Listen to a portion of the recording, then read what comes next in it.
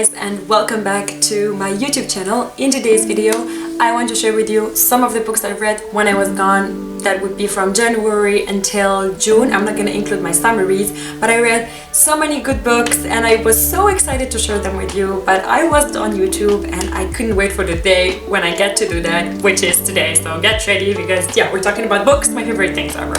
Before we start with the books, I would ask you to pause the video, go down into the comment section and share with us one book that you've read so far this year that you think we should absolutely read. You want to share with the world. You know the feeling when you read such a good book and you just want to share it?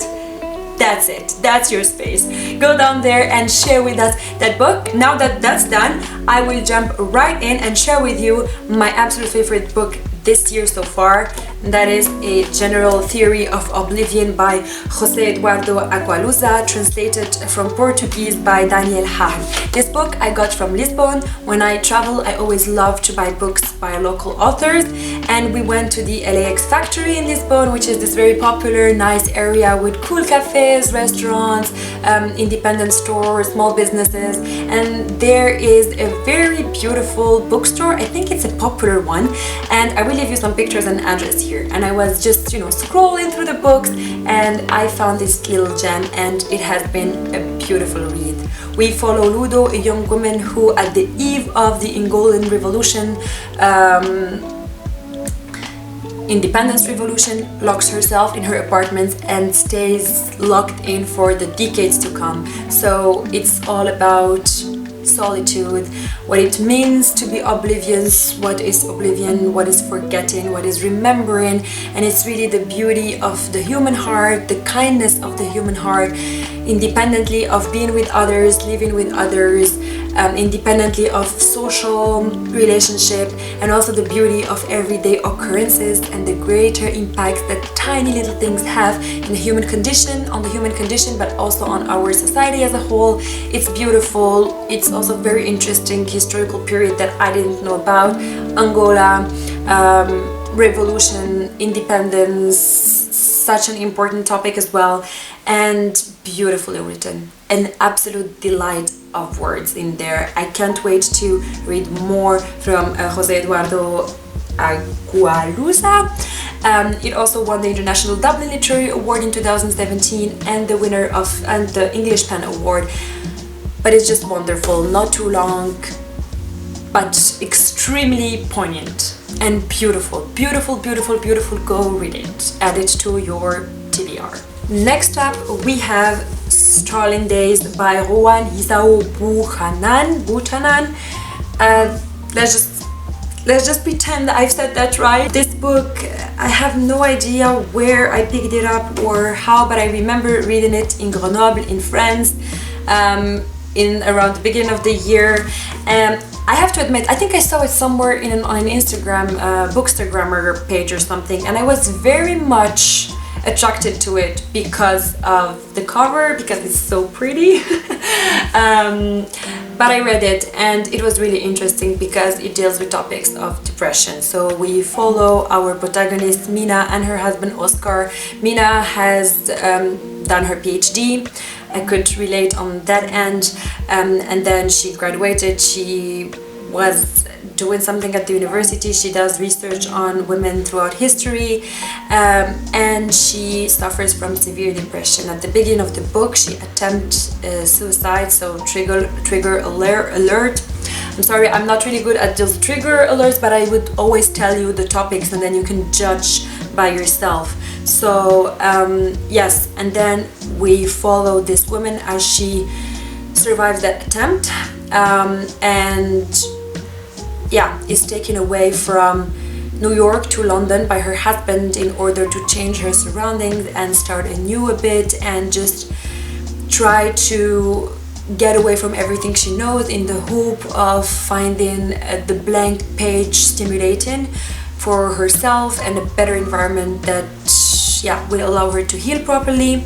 What is beautiful is that the research done on this book is clearly really strong. I don't know if the author has been through that, but she did amazing research, and we get to learn a lot about the impact of depression, not only on your personal life, on on the daily activities, on how you relate to others and how you perceive others, but also how those things affect your relationships and how the closest person to you are affected. I loved Oscar perspective because it was just very insightful to know how that depression, which obviously is not something that can be controlled by oneself, how that is affecting a loved one, a husband, and how that loved one navigate that situation. And it's told with no guilt, it's told in a very raw way.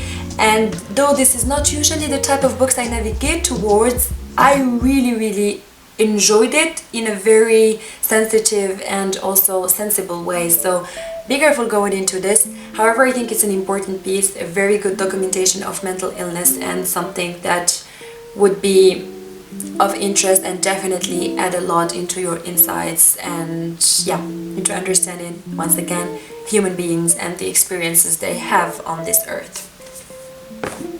Next we have a book I absolutely loved as well, and that is Chroma by Yaman. His full name is Derek Yarman. He's the English artist, author, very popular. I did not know about him before this book, but this book is an exploration of color, and the very interesting but also sad and humbling thing about it is that it was written by the author as he was slowly losing sight. He suffers from HIV, and towards the end of his life he was also starting to lose his sight, and he started perceiving colors very differently. And in an attempt to keep the memory and the essence of colors in his life, he writes this beautiful book about colors, their origin, their use throughout history in the arts, in paintings that we know, their usage by big artists, but also their everyday meanings and what it evokes for him in terms of his childhood, his memories. And I picked up this book and I came to know about it from Pinterest. There was a beautiful quote I read about brown, and it involved a pie and the bacon and an afternoon with the mom and something, and I was like, this is touching me so much. I googled the quote and then it turned out it was from this book, so I picked up the book, and it's different chapters. He speaks about blue and reds and different shades of green and what they mean and what they evoke, and so much nostalgia wrapped in colors. Beautiful, beautiful. It's non-fiction, but it's amazing, so poetic and so different, enigmatic almost, but extremely good. Highly recommend. Next is a Lovers Discourse by Xiaolu Guo. This is a Chinese author. I think this might be translated, no, I think it's written in English by a Chinese author. I related to this book a lot. I first discovered it through a friend of mine. I was at her place and I found this one and I read the tiny synopsis, and I absolutely loved it because we follow the main protagonist who moves from China to London to pursue a PhD, and then she meets a German, half Australian, half British guy, and then they engage in this romantic relationship. But the beautiful thing about it is that she explores the language, so moving from Chinese to English, and her learning English and living in English, and what that means for her life, for her personality, for her expression. And she keeps saying that, you know, expressing yourself in Chinese and in English is very nuanced, and it's almost changing your human experience and who you are, which is very true, because we feel like different people as we switch languages. I'm definitely not the same person as Arabic me or Moroccan speaking me. I don't know if I think if you've been here long enough, you've heard me speak Moroccan. I sound very different, and I think that I have a different personality while speaking Moroccan versus speaking French versus speaking English. Definitely also while speaking the tiny German I have, and there's a lot of German here also because the guy is German, so there were a lot of, you know, German expressions, and she explores language and she applies that exploration of language into her life. It's also very melancholic. She's not a very likable character.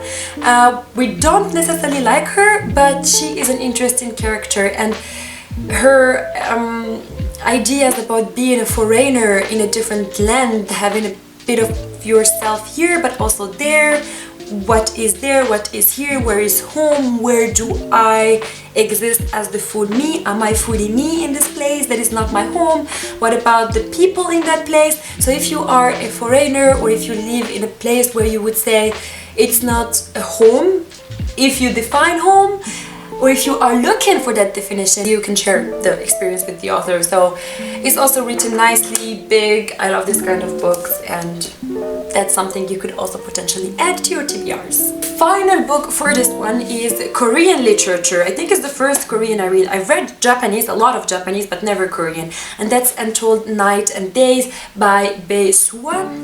That book was very interesting. I'm including it here because I think it's interesting, but I don't have a proper opinion. All I know is we follow this woman who was working in this tiny studio in Seoul, showing a documentary to students and to groups of people that come into this tiny studio to watch that documentary. And then she meets somebody and they embark in a voyage that is very dreamlike. So the thing in this book is that it's borderline dream and reality. We don't know where we're standing, so we don't know if it's reality or if it's a dream, and who are these people and what are they truly getting into. It all reads like a dream, but the thoughts expressed here are very interesting because they almost feel like a color spectrum of thoughts. So you would read a sentence and then a color would jump into your mind. At least that was my experience reading it. And there's a lot of night transition into day, a lot of days transition, and as you read it, you're just hypnotized. That's the word that comes into my mind, hypnotized. I'm not sure about the story because I didn't remember much, but I do remember the experience of reading this and how it made me feel. So if you're looking for something around experimenting a book or a different reading experience, if you're like a curious reader, I would recommend you check this one. Those were the books that I want to present to you for this video. Maybe I'll make another one. I definitely read more than just those books. It's been an interesting year, good quality books, different books, good quality books. I'm really experimenting with my reader self and with my reading journey, and I love it because I'm finding myself new areas of interest and new sides of reader me, which I didn't know. So if you want to follow my journey through life, you can follow me on Instagram right here, and I will see you guys in my next video. Bye bye.